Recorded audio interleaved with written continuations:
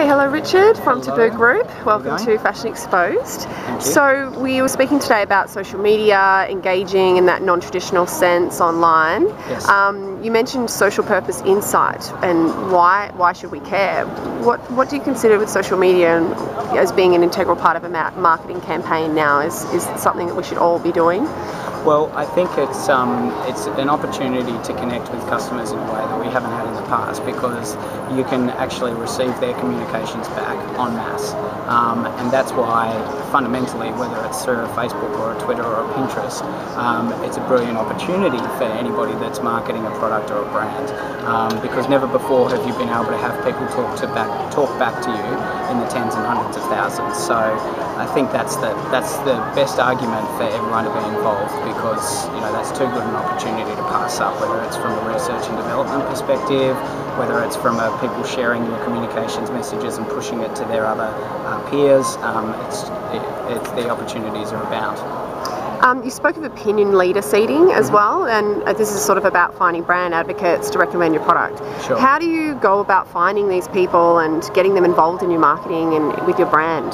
Well, I think there's no real easy answer. Unfortunately, in a way, it just takes time, and you've got to actually try and identify the different subcultures that exist around your industry or around your product or your brand or what you're doing. And those subcultures might be people who have different preferences and different likes, but often when you identify them, you'll find that there are a handful of people, of key people, who are leading that movement and leading that subculture. That's what we call the opinion leaders. Now, if you can tailor an approach to those people, and if you can partner with them, then it's a really fantastic way for you to be able to talk to their broader networks and share what you're doing with a much larger audience, and hopefully have them as advocates for you as well. You also spoke about offline events to drive online chatter. What are some examples of this? Can you sort of explain a bit more? Sure. Well, the first thing with that is that we've always found the best results in the online environment have come from offline experiences. Social media is, I think, sometimes hamstrung because people only think of it as digital. Yeah. Whereas if you think about it as genuine word of mouth and face-to-face communications and experiences that then can be amplified online, then you can get a great result. So, next time you've got an event, or I'm sure a lot of people watching this would have already had events where people might be turning up and they're tweeting about either the event that they're about to go to, or the event that they're at, or they're taking photos of product that they've seen at the event and they're posting it. And that's where the offline and the online worlds come together. So, a lot of it happens organically, but it's more so thinking about that, in advance and from a tactical perspective, and going, okay, well, how can we maximize the offline and online chatter in prelude to whatever our campaign is, and then in the aftermath of whatever our campaign is. Yeah. Would that be like creating VIP events in store and getting people to come along and having incentives on the night and that kind of thing? Yeah, absolutely. And I think I'd call that probably, in my mind, I'd say that's level one, in that's probably something that a lot of people have already been doing or have done for a long time. But it doesn't always have to be an in-store event with a glass of champagne. Okay. What else could you do? What else is appropriate for your brand to do? So it might be, an exclusive, tour of your design facilities with your creative director that you offer to a select group of people, and then they come and they will post and blog about what that was like and what they saw and what they learned and what you're doing.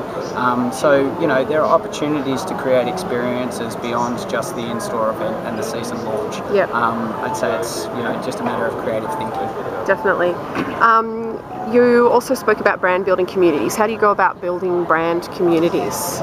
Well, the first thing we try and do is look at what the actual business strategy or objectives are, and think about, all right, well, therefore a brand is positioned this way, and once we have that, we say, well, all right, well, what sort of social purpose can the brand therefore exist?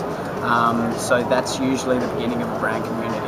Now, when it's some brands, it's easier done than others.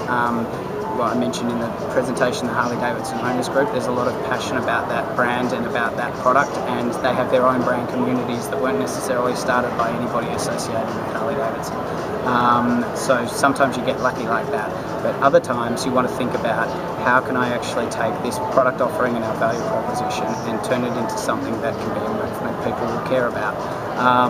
it's not an easy process at all, but it takes a bit of time invested up front and a bit of lateral thinking, and if you can actually nail it, then it's a great foundation for a long-term build in the social media space. Absolutely. 90 Plus is a great example as well. And what do you say to people, you know, sort of a bit afraid of getting negative feedback, you know, getting online, and, you know, people can say, they can recommend, but they can also say negative things about the brand?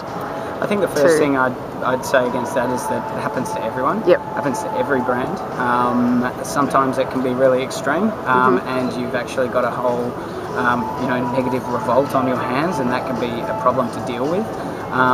Even under that worst case scenario though, it's nothing that can't happen in the real world due to a bad PR crisis. Yep. You know, it's nothing that doesn't happen all the time. Firms have been dealing with this, you know, for many, many years. So if you look at it in context, you know, if it doesn't happen on the social media space, it can happen just as easily in the real world. So don't worry about it too much. Know that some people are always going to, they're entitled to their own opinion. They're entitled to be negative. Of course, you don't want it to be rife on your page, but if it is rife on your page, then the question is not how do we shut this down, how do we prevent it. The question should be, what are we doing wrong?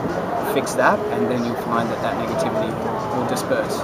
And is it enough just to have social media channels and just have them open? Like, how do we maximise those channels, and what sort of engagement do we need to, you know, how many hours do we need to be spending on it, and how many updates and things like that? Is that just case by case? In terms of how many channels should you have, I don't believe that any brand should be in every channel. You know, maybe if you're the size of a brand such as Coke, then yeah, you kind of want to be in every channel, but you've also got the resources to determine appropriately exactly what you're going to do in each channel, and you have a team built entirely around each one. So under most circumstances, I'd say it's a matter of picking which one is right for you, because you've actually figured out, well, within Pinterest we could have a really great, meaningful, space there, because people really want to know about what our season inspirations are and what we saw when we went to, Fashion Week in Milan, and we're going to post that, and that's our value proposition. If you do that better than anybody else in Pinterest, then I think you'll find you'll get commercial results at the end of it. But if you're diluting yourself across that and Twitter and Facebook and Instagram and all these other things, then that's a really that's a war that you're fighting on a lot of fronts, and your competitors are probably cluttered and in there also at the same time. So I don't know if I've answered the question. And if you've limited resources, you can dilute your message as well. Precisely. Yeah, precisely. Sometimes if you think about social media like you would think about it of a traditional advertising campaign, in a traditional advertising campaign, a large part of the process at the start is, what is our creative idea? What's our big idea? What's our big message that we want to get out there? Figure that out, and then they throw it into a television execution, a billboard execution, and so on. If you think about social media, it's similar. Instead of it just being a big creative idea, it's actually a big idea around some sort of meaningful social purpose. Right? You nail that idea, then pretty quickly it will tell you whether you should be in Pinterest or whether you should be in Twitter. It will make sense, because you'll say, oh well, no, the best channel for that is actually Facebook or Twitter. Fantastic. Or maybe it's a mobile app. Yeah. Thank you so much for your time today, Richard. No problem. Thanks for having me.